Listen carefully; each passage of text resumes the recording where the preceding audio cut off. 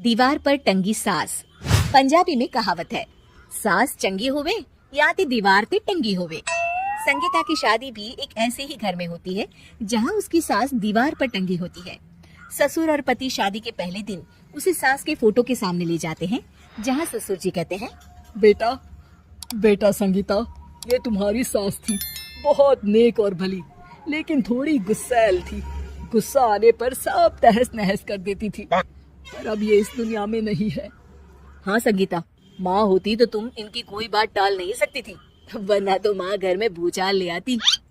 संगीता मन में खुश होती है कि अच्छा है कि ऐसी औरत अब इस घर में नहीं है, लेकिन दिखावे के लिए वो जैसे ही सास के फोटो के सामने हाथ जोड़कर खड़ी होती है, ये क्या?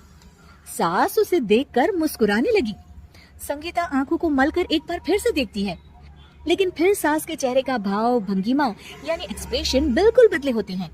वो अपने पति और ससुर को कहती है, माँ की तस्वीर तो स्माइल कर रही है। ना ना बेटी, ये कैसे संभव है? जरूर तुम्हें कोई गलती हुई होगी, ऐसा कैसे हो सकता है? लगता है तुम शादी की सारी फॉर्मेलिटी करते करते थक गई हो, तुम्हें आराम की जरूरत है संगीता। खैर, सारे संगीता की बात को इग्नोर कर कमरे में चले जाते हैं।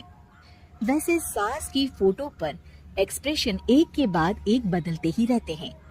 सुबह होती है, पति और ससुर को काम पर भेजकर संगीता कमरे की सफाई करने में लग जाती है कि तभी उसे आवाज आती है, टेबल ठीक से साफ करो। ऐसे भी कोई टेबल साफ करता है? इससे अच्छा तो ये गंदा ही था। किसी औरत की आवाज सुन संगीता दंग रह जाती है और सोचने लगती है कि आवाज कहाँ से आई। आवाज को नजरअंदाज कर वो फिर से अपना काम करना शुरू करती है, लेकिन इस बार तो आवाज बिल्कुल उसके कान के पास से आती है।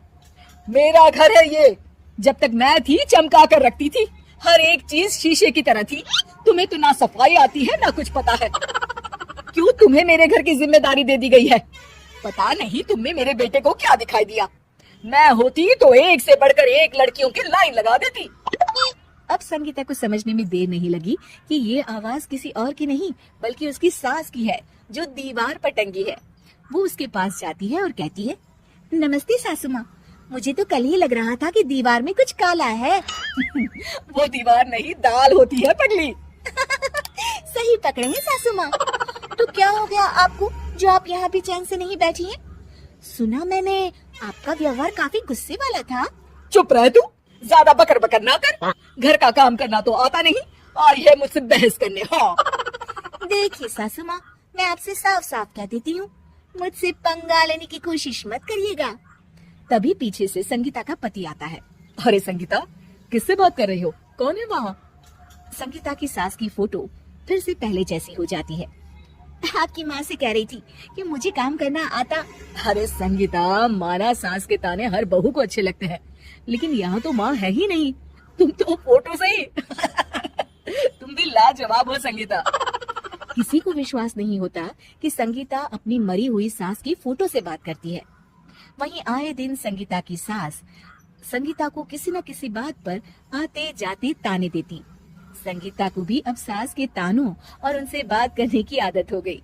वो कभी खानदान की कहानी तो कभी तीज त्योहार कैसे मनाए या किसी व्यंजन की रेसिपी सास से ही पूछती।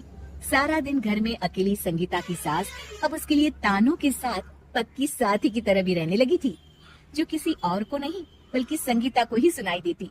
तो देखा आपने, सास बहू का रिश्ता हर रिश्ते से ऊपर होता है, फिर चाहे वो खट्टा हो या मीठा।